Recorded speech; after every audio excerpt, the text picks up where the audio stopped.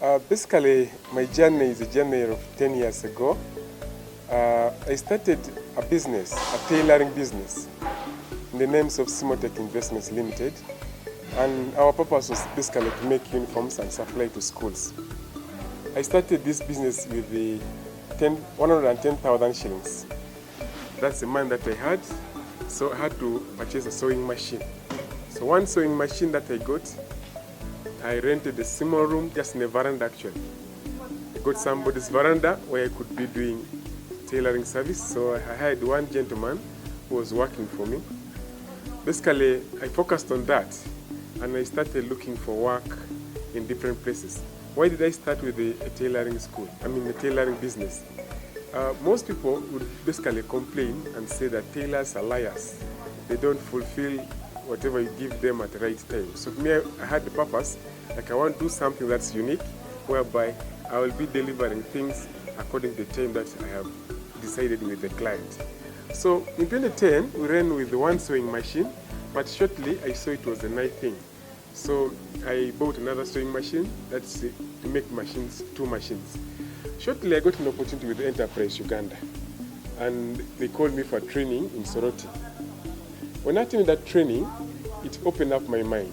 I saw that I was just sitting in an opportunity that would be a very big opportunity. So because where I was renting was just in a veranda, when I left after that training, I made up my mind that I'm shifting my business to town. I wanted to go and compete with other businesses. So I decided to shift from a veranda where I was preparing my sewing machine from to a next town that's from Ngora to Kumi. And I rented a larger room. Personally, I'm not a tailor, but that was the passion that I had. Or that's still a passion that I have.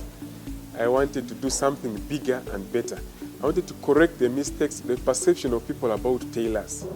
From there, we basically started getting contracts from schools, and our target was quality and timely delivery. I set up a system because I had knowledge about how to run this business. I set up a system that would run. I had networks with the people from Kampala who would supply me with the materials and other places. So I saw this business growing so much.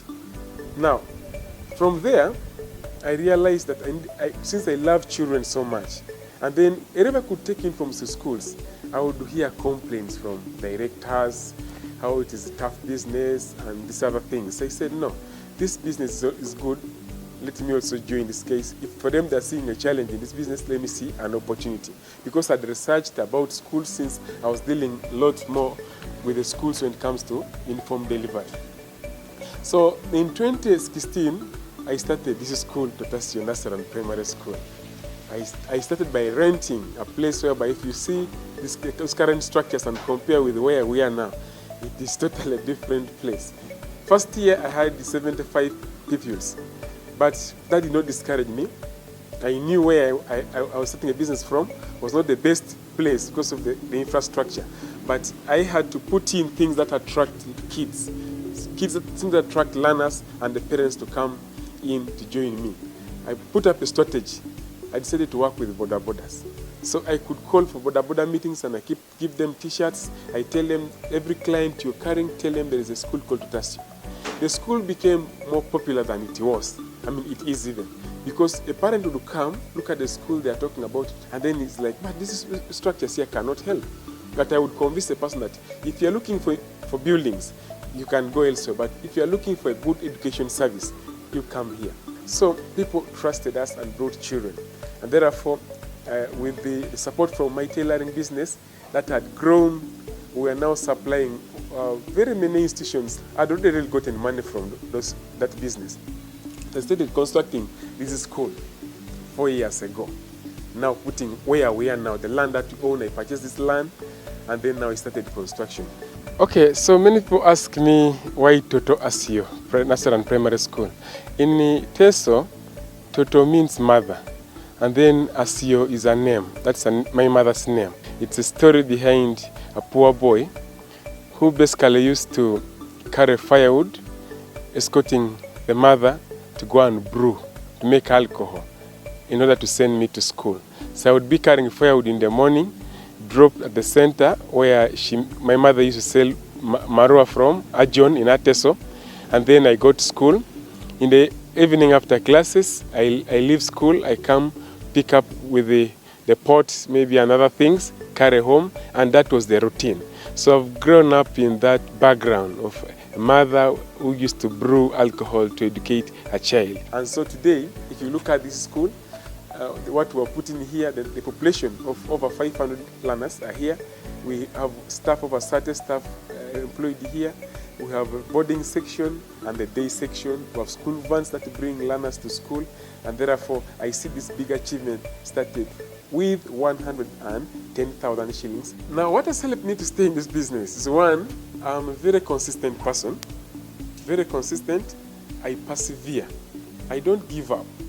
I know that success will always come and it follows those who work hard. I have basically seen many things that have turned in my life. One, if you look at the infrastructure here, it's worth millions of shillings.